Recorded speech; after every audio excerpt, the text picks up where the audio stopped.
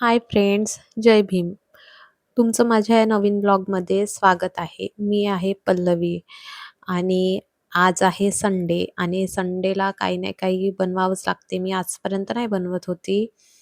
म्हणजे कधी-कधी बनवते, पण आता खूप दिवस झाले की इडली बनवली नव्हती आणि तुम्हाला एक गोष्ट सांगायची आहे, जे प्रत्येक लेडीजसोबत घडत असेल किंवा काही जणींसोबत नाही घडत असेल, पण बहुतेक जणींसोबत घडत असेल. ती कोणती गोष्ट आहे मी तुम्हाला समोर सांगेलच. तर मी आज बनवणार आहे इडली. तर रात्रीच मी इडलीचं पीठ भिजवून ठेवलं होतं, बनवलं होतं.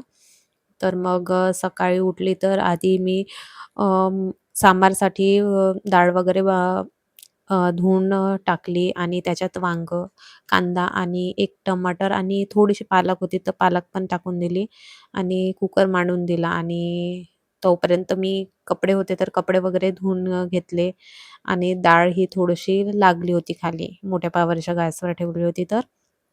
नंतर मग कपडे धुणे वगैरे झाले आणि नंतर मग आली आणि इडलीच्या कुकरमध्ये इडल्या वगैरे मांडून घेतल्या. नंतर मग एका साइडनी वरण बनवण्यासाठी घेतलं होतं. मग वरणाला वगैरे फोडणी देऊन दिली आणि तोपर्यंत इडल्या पण झाल्या होत्या आणि वरचे जे इडलीचं हे असते ट्रे, तर त्याच्यातल्या इडल्या छान होतात, पण जे खालच्या राहतात ना, ते त्याच्यावर नाही का ते वाफेचं पाणी पडते त्या इडल्यांवर, तर ते थोड्याशा व्यवस्थित शिजत नाही आणि असे गड्डे पडल्यासारखे होतात. तर तुमच्या पण होतात का? नक्की सांगा. आणि मग इडल्याच्या ट्रे काढून ठेवले होते आणि थंड झाल्यानंतर मग इडली काढण्यासाठी घेतली. तर इडली खूप सॉफ्ट झाली होती. अं, त्याच्यामध्ये मी पोहे टाकले होते थोडेसे आणि थोडीशी मेथी टाकली होती. मेथी मी भिजवलीच नव्हती. तशीच म्हणजे मिक्सरमधून काढतानाच टाकली, तर ती काही व्यवस्थित बारीक नाही झाली होती आणि उडदाची डाळ थोडीशी जास्तच टाकली होती. म्हणजे प्रमाण 2 ग्लास तांदूळ, तर अर्धा ग्लास मी उडीद डाळ टाकली होती. तर खूप छान सॉफ्ट इडल्या झाल्या होत्या. नंतर मग इडली वगैरे झाल्यानंतर मग नाश्ता करण्यासाठी घेतला. तर यशवीला चारून दिलं, तर तिला गरम लागलं होतं. नंतर मग मी पण खाऊन घेतली आणि यशवीला चारत होते, तर यशवी ही नाही खात म्हणे आणि निघून तर गेली. मी आता तुम्ही आतापर्यंत जो व्हिडिओ पाहत आहात, त्याच्यामध्ये मी तुम्हाला दिसत आहे की नाही दिसत आहे, तुम्ही ते नक्की सांगा. कारण की मी जेव्हा इडली खात होती, रेयांचे पप्पा हे झोपूनच होते आणि ते उठल्याबरोबर मला म्हणायला लागले, की उठल्यापासूनची नुसती मोबाईल घेऊन राहते, मोबाईल घेऊन राहते.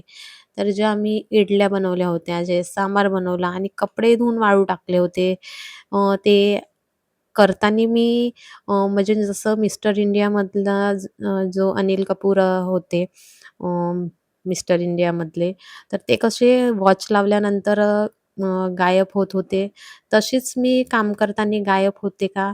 तुम्हाला दिसत आहे की नाही नक्की सांगा. आणि कारण का मी जेव्हा काम करत असते ना, तेव्हा मी रेयांच्या पप्पाला कधीच दिसत नाही. आणि त्यांना केव्हा दिसते माहीत आहे? जेव्हा मी मोबाईल घेते तेव्हाच मी त्यांना दिसत असते, अशी त्यांना कधीच दिसत नाही. तर मग नाश्ता वगैरे झाला आणि आज मग म्हटलं फ्रिज वगैरे थोडीशी साफ करून घ्यावं. मग फ्रिज वगैरे साफ केली आणि रेयांश पण करू लागत होता. नंतर मग सर्व कामं वगैरे करून घेतले आणि फ्रेश वगैरे झाली आणि हे 4 वाजतापासूनचं मग यशवी झोपली होती थोडीशी. नंतर मग तिला आराम करू दिला. मी पण थोडासा आराम केला. नंतर मग रेयांच्या पप्पांनी कंटोल आणले होता. तर मग त्याचेच गहू मी काल गाळून ठेवले होते. खूप बारीक कचरा होता आणि नंतर गाळल्यानंतर काही तेवढे खडे वगैरे होते नाही. तर मग थोडेसे दळणासाठी आधीच मी निवडून ठेवले. नंतर मग जास्त घाई झाली नाही पाहिजे म्हणून मग थोडेसे निवडून घेतले आणि थोडेसे मी घरचे गहू त्याच्यामध्ये मिक्स करत असते, तेव्हा चांगल्या पोळ्या होतात. नाहीतर आमच्या घरच्या गव्हाला खूप चिक्की आहे, तर खूप असे पातळ पोळी येऊन जाते आणि म्हणजे व्यवस्थित चावत नाही, म्हणून मग मी थोडेसे कंट्रोलचे पण मिक्स करत असते. तर मी केव्हा पण गहू निवडत असले, की यशवी ही येऊनच बसते आणि तुम्हाला वाटत असेल, की आत्ताच तर हिने गहू निवडले होते आणि दळण आणलं होतं. पण मी आधीच निवडून ठेवले कारण का थोडंसंच 5च पायल्या नेले होते, तर काही जास्त दिवस पुरत नाही दळण 5 पायलांचं. म्हणून मग मी निवडून ठेवले कारण की नंतर मग घाई झाली नाही पाहिजे म्हणून मग दळण वगैरे निवडून घेतलं. आणि नंतर मग कचरा झाला होता, तर मग झाडून वगैरे घेतला.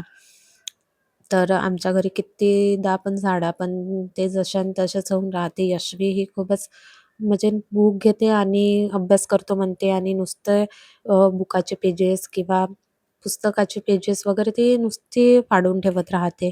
नंतर मग व्यवस्थित झाडून वगैरे घेतले आणि कपडे काढले होते, तर मग कपड्यांच्या वगैरे घड्या करून ठेवल्या. रोजच आपण कपड्यांच्या घड्या करत असतो, पण ज्या ठिकाणी, ज्या अलमारीमध्ये आपण कपडे ठेवतो, तिथे प्रत्येक वेळेस अशा कपडे अस्ताव्यस्त झालेले असतात आणि मग ते पाहून खूपच डोकं खराब होतं, की कितीदा आपण तिथे कपड्यांच्या घड्या करून ठेवतो, तरी पण ते जशाने तसं होतं. असं वाटते, की करूच नाही, जसं राहते तसंच ठेवावं. नंतर मग मला शिलाई मारायच्या होत्या कुर्तीला आणि रेयांशच्या बरमुड्याला पण. मग बघितलं तर सुई एक पण म्हणजे व्यवस्थित लागत नव्हती. तर मग ते तसंच ठेवून दिलं आणि यशवीचा चार्ट मी इकडे बेडच्या वरती आधी म्हणजे स्टिक केला होता, चिपकवला होता, तर तिने यशवींनी फाडून टाकला. तर मग म्हटलं आता इथे खालीच लावते. तर मग तिथे लावण्यासाठी घेतला. कारण की मग यशवीला नाही का बेडवर चढली, की तिला व्यवस्थित तिथे उभं पण नाही राहता येत. मग ती खूप 2-3दा पडली. म्हणून मग इकडेच घेतला, कारण की मग ती चेअरवर वगैरे उभी राहून म्हणू शकते म्हणून. नंतर मग इकडे चिपकवून घेतला. तर यशवी ही बघतच होती आणि लावू वगैरे देते. नंतर मग ती म्हणते आई आणि नंतर मग फाडण्यासाठीच जाते. मग रेयांशला म्हटलं, "तू टेपपट्टी काढून दे." कारण की ही पातळवाली टेप असते ना, ती लवकर आपण कापली नाही की लवकर नाही का चिपकून जाते आणि मग दिसतच नाही कोणत्या साईडने आहे बा म्हणून. 우, 우, 우샤자, 우샤자, 루시자, 어떤 데서는 나다지야. 헬기야자, ॲम्ब्युलन्सचा, हई.